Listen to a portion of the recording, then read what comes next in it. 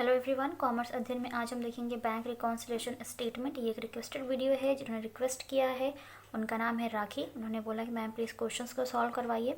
तो चलिए स्टार्ट करते हैं। इस क्वेश्चन को देखते हैं कि क्या है। प्रीवियस वीडियो में मैंने कुछ बेसिक कॉन्सेप्ट्स को डिस्कस किया था, जो आपको पता होंगे तो आसानी से आप क्वेश्चन को सॉल्व कर पाएंगे। तो उस वीडियो को ज़रूर देखिएगा, उसका लिंक भी डिस्क्रिप्शन बॉक्स में दे दूँगी।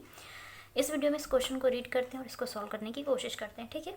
Prepare bank reconciliation statement on 31 March 2020। ठीक है। So debit balance as per cash book ₹3200 यहाँ पर गिवन है। सो डेबिट बैलेंस गिवन है किसका? कैश बुक का। ओके तो हम एक एक पॉइंट पढ़ते जाएंगे और उसको सॉल्व करते जाएंगे। ठीक है ना। जैसा कि मैंने बताया था कि बैंक रिकॉन्सिलिएशन स्टेटमेंट क्या होता है, जब कभी भी हमारी जो कैश बुक होती है और पासबुक होती है उसमें डिफरेंसेस होते हैं ना, उन डिफरेंसेस को दूर करने के लिए हम प्रिपेयर करते हैं इस स्टेटमेंट को। ठीक है, ताकि मैच कर सकें कैश बुक और पासबुक के बैलेंस को, जान सके कि कहाँ पे क्या मिस्टेक्स हुई हैं, क्या एरर हैं। ठीक है, उन चीज़ों को जानने के लिए इसको बनाया जाता है। तो जैसा कि मैंने बताया था कि कैश बुक जो होती है हम उसमें चेंजेस कर सकते हैं, उसमें प्लस या माइनस कर सकते हैं। पासबुक में कौन रिकॉर्ड रखता है? बैंक रखता है, बैंक मेंटेन करता है, बैंक उसमें इंट्रीज करता है। और कैश बुक जो होती है उसमें हम खुद रिकॉर्ड रखते हैं। ओके तो यहाँ पर अगर हम बात करते हैं ना, यहाँ पर जो आपका गिवन है debit balance as per cash book, तो मैंने ऐसा बताया था आपको कुछ प्रीवियस वीडियो में, जैसे कि कैश बुक होती है आपके पास, एक पासबुक होती है आपके पास।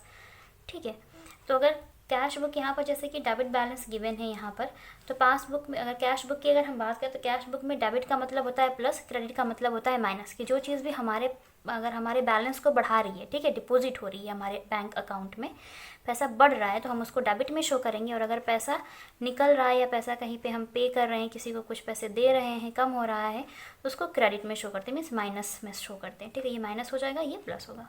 ठीक है, तो यहाँ पर हम सबसे पहले दिखा देते हैं debit balance as per cash book.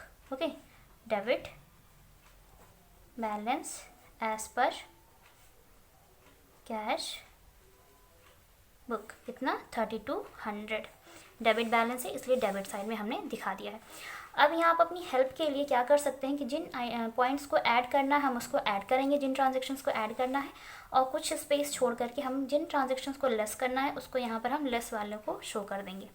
ठीक है, आप इसके बगैर भी कर सकते थे, जो आपको जैसा भी ठीक लगे, पर इससे थोड़ी सी हेल्प हो जाती है कि आप जो एडिशनल है वो यहाँ पर आएंगे, जिनको लेस करना है वो नीचे आ जाएंगे। क्लियर ना। तो बात करते हैं यहाँ पे सेकेंड पॉइंट की। So cheque issued to Ram but not presented. ठीक है, आप इसके बगैर भी कर सकते थे, जो आपको जैसा भी ठीक लगे, पर इससे थोड़ी सी हेल्प हो जाती है कि आप जो एडिशनल है वो यहाँ पर आएंगे, जिनको लेस करना है वो नीचे आ जाएंगे। क्लियर ना। तो बात करते हैं यहाँ पे सेकेंड पॉइंट की। So cheque issued to Ram but not presented for payment till date ₹1500। ठीक है, मिस्टर राम है, ठीक है, उनको चेक इशू किया गया था पेमेंट करने के लिए। हमने क्या किया? चेक हमने इशू किया है उनको पेमेंट करने के लिए, राम को दे दिया हमने पेमेंट कि आप जा करके पैसे ले लीजिए। ठीक है, लेकिन जो राम है उस लास्ट डेट तक, मीन्स 31 मार्च तक गए ही नहीं बैंक, तो हमारे बैंक अकाउंट से पैसे कम भी नहीं हुए होंगे। ठीक है, जैसे कि यहाँ पर क्या है आपका ये, जैसे कि मैं मान लेते हैं कि यहाँ पे 5000 रुपीज़ आपके पास बैलेंस गिवन था, दोनों ही कैश बुक पासबुक में 5000 बैलेंस गिवन था। ठीक है, अब आपने 1500 रुपये किसको दे दिए? मिस्टर राम को दिया है। 1500 रुपये का चेक काट कर दिया और कैश बुक में से 1500 रुपये आपने क्या कर दिए? माइनस कर दिए। तो कितना बच गया आपके पास? 3500 बच गया। लेकिन जो मिस्टर राम है वो बैंक पहुँचे ही नहीं, तो बैंक का बैलेंस अभी भी कितना है? 5000। उन्होंने ये 1500 निकाले ही नहीं, तो अभी भी कितना रहेगा बैलेंस बैंक का? 5000। मीन्स पासबुक में तो इतना ही रहेगा ना अभी भी। हमें इन दोनों को मैच करना है, तो हम क्या करेंगे? जो हमने ये माइनस किया था पहले, इसको वापस से ऐड बैक कर देंगे। ठीक है, 1500, तो ये आपका 5000 का जो बैलेंस है वो मैच कर जाएगा। तो जब उनको हमने पैसे दे दिए थे लेकिन वो बैंक पहुँचे ही नहीं, तो जो हमने पहले माइनस कर दिया था अब उसको ऐड कर लेंगे यहाँ पर। क्लियर। तो क्या लिखोगे आप यहाँ पे? चेक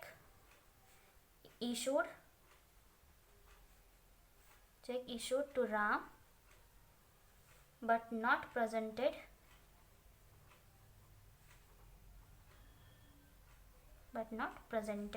कितने से? 1500 से। ओके, 1500 रुपये। क्लियर। नेक्स्ट पॉइंट की अगर हम यहाँ पर बात करते हैं, जो कि थर्ड पॉइंट है आपका, interest and dividend collected by bank ₹500 bank ने क्या किया, बैंक के द्वारा इंटरेस्ट और डिविडेंड को कलेक्ट किया गया। दैट मीन्स कि हमारे बैंक अकाउंट में डिपॉजिट कर दिया है बैंक ने हमारा इंटरेस्ट और डिविडेंड अमाउंट। ठीक है, तो बैंक ने जब डिपॉजिट कर दिया तो पासबुक का भी बैलेंस बढ़ गया होगा। दैट मीन्स कि बैंक का बैलेंस बढ़ गया होगा। ठीक है, तो अब वहाँ पर तो उन्होंने कर दिया और ये बात हमें पता नहीं चली, तो हम क्या करेंगे, इसको हम ऐड कर लेंगे अपने पास भी, क्योंकि बैंक में बैलेंस बढ़ गया है तो हमारी कैश बुक में भी वो चीज़ आ जानी चाहिए, वो पैसा मेंशन होना चाहिए। ओके, तो हम उसको यहाँ पर भी लिख देते हैं क्या, interest and dividend collected by bank. कितना था, ₹500। ओके, ये हो जाएगा यहाँ पर। ठीक है, नेक्स्ट पॉइंट की बात करें यहाँ पर, so cheque paid into bank but not cleared ₹1750। Cheque paid का यहाँ पर मतलब है कि आपको चेक का पेमेंट कहीं से मिला था, लेकिन अब जब आप बैंक गए ना तो वो क्लियर ही नहीं हुआ। मीन्स जैसे आपको चेक मिला तो आपने क्या किया कि कैश बुक में तो लिख लिया कि 1750 हमें मिल गया और 1750 से आपने अपनी कैश बुक का बैलेंस बढ़ा लिया। ठीक है, लेकिन जब आप बैंक लेकर उस चेक को पहुंचे तो बैंक ने क्लियर नहीं किया उस चेक को और अभी भी बैलेंस पहले इतना ही है। तो जो आप पहले यहाँ पर ऐड कर चुके थे, ठीक है, और बैंक बैलेंस से कैश बुक का बैलेंस ज़्यादा हो गया था, तो अब हमें क्या करना होगा, माइनस करना होगा और कैश बुक के बैलेंस को कम कर देना होगा। तो हम इस पॉइंट को क्या कर देंगे, लेस कर देंगे। मीन्स ये जो हमने लेस वाला पॉइंट था इसमें हम इसको शो करेंगे। क्या था, चेक पेड, यही था ना, cheque paid but not yet cleared. ठीक है, but not yet clear means अभी तक उसको क्लियर नहीं किया गया है। कितने का था, 1750। ठीक है, तो इसको हम माइनस वाले कॉलम में शो करेंगे। ठीक है, सो कैश बुक में डेबिट का मतलब प्लस है, क्रेडिट का मतलब माइनस है। ठीक है, जो चीज़ें ऐड हो रही होंगी हम उसको यहाँ पर शो करेंगे, जो चीज़ें माइनस होंगी हम उसको इधर शो करेंगे। क्लियर।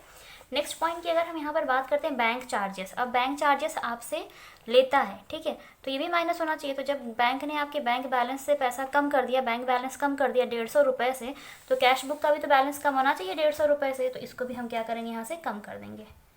बैंक चार्जेस कितना, 150। Clear. Now next point is check deposited into bank was dishonored but no intimation was received till date ₹450। अब यहाँ पे कह रहा है कि 450 रुपये का चेक था जो कि बैंक में डिपॉजिट मतलब हो गया था, ठीक है, और डिसऑनर्ड हो गया। मतलब चेक डिपॉजिट होना था बैंक में लेकिन डिसऑनर्ड हो गया और 450 जो हो गए थे ना वो माइनस हो गए वहाँ पे जा कर के। ठीक है, जो डिपॉजिटेड था बाद में क्या हो गया, डिसऑनर्ड हो गया। ठीक, तो यहाँ पर 450 क्या हो जाएगा, ये भी आपका मतलब अगर वहाँ पे माइनस कर दिया गया तो यहाँ पर भी क्या हो जाएगा, हमें माइनस कर देना है। अगर बैंक में वो चीज़ बैंक बैलेंस नहीं बढ़ा है तो यहाँ पर भी आपका कैश में जो आपने पहले चीज़ें बढ़ा रखी थी। सपोज़ ये ऐसा ही है जैसे कि किसी बंदे ने आपको क्या किया कि चेक दे दिया, हमें चेक रिसीव हो जाता तो हम क्या करते हैं, जो अपने घर में हम अपना कैश बुक बनाते हैं तो उसमें हमने इतने रुपए क्या किए थे, प्लस कर लिए थे 450। लेकिन बैंक में क्या हुआ, वो डिसऑनर्ड हो गया। डिसऑनर्ड मीन्स कि उस चेक का पेमेंट मिला ही नहीं, चेक का पेमेंट हमारे बैंक अकाउंट में डिपॉजिट नहीं किया। बुक बनाते हैं तो उसमें हमने इतने रुपए क्या किए थे, प्लस कर लिए थे 450। लेकिन बैंक में क्या हुआ, वो डिसऑनर्ड हो गया। डिसऑनर्ड मीन्स कि उस चेक का पेमेंट मिला ही नहीं, चेक का पेमेंट हमारे बैंक अकाउंट में डिपॉजिट नहीं किया गया। तो वहाँ पर तो बैलेंस कम हो गया और कैश बुक में बैलेंस हमने पहले ऐड कर लिया था तो जब ज़्यादा हो गया, तो अब हमें क्या करना है, इसको माइनस करना है। कितने से, 450 से। So check deposited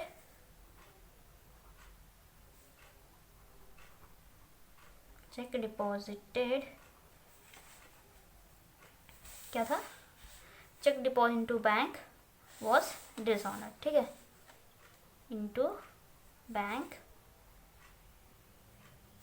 but dishonoured. ठीक है, तो आपका जो था चेक वो डिसऑनर्ड हो गया कितने रुपए से, 450 रुपये से। तो इसको इधर हम शो कर देंगे 450। ठीक, नेक्स्ट पॉइंट देखते हैं क्या है। ये है आपका direct money deposit by a customer in our bank account ₹1000।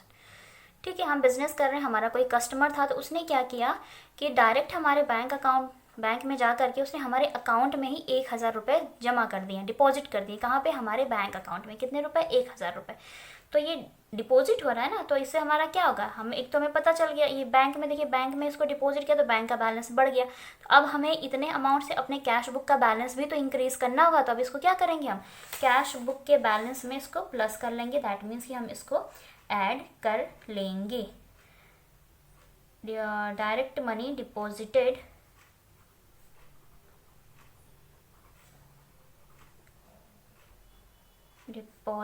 By customer, कितने से, 1000 रुपीज़ से, ये हो जाएगा। तो इस तरीके से हम बनाते हैं हमारा ये रिकॉन्सिलिएशन स्टेटमेंट। अब हम क्या करेंगे, इस साइड को ऐड करेंगे, इस साइड को ऐड करेंगे, और ज़्यादा में से लेस, कम को क्या करेंगे, लेस कर देंगे। तो जब आप ऐड करते हैं ना, इन दोनों साइड को जब आप ऐड करेंगे, इस साइड का जो टोटल है वो आ जाएगा कितना, 6200। ओके, ये आ जाएगा आपका 6200। ठीक है, इधर का आ जाएगा आपका 2350। क्लियर। अब इनके बीच का जो डिफरेंस होता है और बैलेंस अमाउंट जिधर कम होगा, हम उस उधर बैलेंस को शो कर देंगे। कितना आएगा माइनस करने पे, 3850। ठीक है, तो ये था debit balance as per cash book. तो अब यहाँ पर जो आपका आंसर आएगा वो क्या आएगा, credit balance as per passbook. क्या आएगा, credit balance as per passbook. ये जो आंसर आया है ना आपका, ये वाला, ये, तो यहाँ पर क्या आएगा, credit balance as per passbook. Clear. क्या आ जाएगा, credit balance as per passbook आ जाएगा, क्योंकि हमको ये डेबिट बैलेंस का जो बैलेंस था ना, किससे मैच करना था, पासबुक के बैलेंस से मैच करना था। तभी तो होगा ना रिकॉन्सिलिएशन स्टेटमेंट, तो हम इसीलिए बनाते हैं कि जो भी हमारी कैश बुक और पासबुक है उनका बैलेंस मैच करे। ओके ना। तो यहाँ पर ये बैलेंस जो था debit balance as per cash book था, तो लास्ट में जो आपका आंसर आया है वो क्या शो करेगा, credit balance as per passbook. Passbook का बैलेंस कितना होगा क्रेडिट बैलेंस एज पर, 3850, और इसको क्लोज कर देंगे हम। तो इस तरह से बन जाते हैं आपके बैंक रिकॉन्सिलिएशन स्टेटमेंट, जो आपको ज़्यादातर बनाना पड़ता है, इस तरीके से प्रिपेयर क्या करना होता है। अगर अभी भी कोई प्रॉब्लम है या कुछ डाउट्स है तो आप मुझे कमेंट सेक्शन में कमेंट करके बता सकते हैं, या फिर मैं कुछ बेसिक कॉन्सेप्ट्स और क्लियर कर दूं जो आपको नहीं समझ में आ रहे हों, तो उसके लिए थोड़ा सा मैं एक लंबा वीडियो बना दूंगी ताकि आपको चीज़ें आसानी से क्लियर हो सके। फिलहाल इस क्वेश्चन को इस तरीके से ही सॉल्व किया जाता है। ज़्यादातर जो क्वेश्चंस होते हैं वो इसी टाइप के पूछे जाते हैं। यहाँ पर बस चेंजेस कर देगा, credit balance as per cash book या फिर debit balance as per cash passbook. तो उस तरीके से हमें चीज़ों को प्लस और माइनस करना होता है। लास्ट वीडियो मैंने बात की थी बेसिक कॉन्सेप्ट की, तो आप उसको ज़रूर देखिएगा, आपको वहाँ से ज़्यादा हेल्प हो जाएगी। उसका लिंक डिस्क्रिप्शन बॉक्स में मैं दे दूँगी आपको, ताकि आप आसानी से समझ सकें उसको। अगर इस वीडियो में मैंने इस क्वेश्चन को आपको अच्छे से समझाया हो तो कमेंट सेक्शन में कमेंट करके ज़रूर बताइएगा। वीडियो अच्छा लगा तो लाइक ज़रूर करें। चैनल पर नए विजिटर हों तो प्लीज़ चैनल को सब्सक्राइब ज़रूर कर लें, बेल आइकन को प्रेस कर लें ताकि आपको आने वाली वीडियोस की नोटिफिकेशन मिलती रहें। आज के वीडियो में बस इतना ही, मिलते हैं नेक्स्ट वीडियो में। तब तक के लिए take care and thank you so much for watching this video.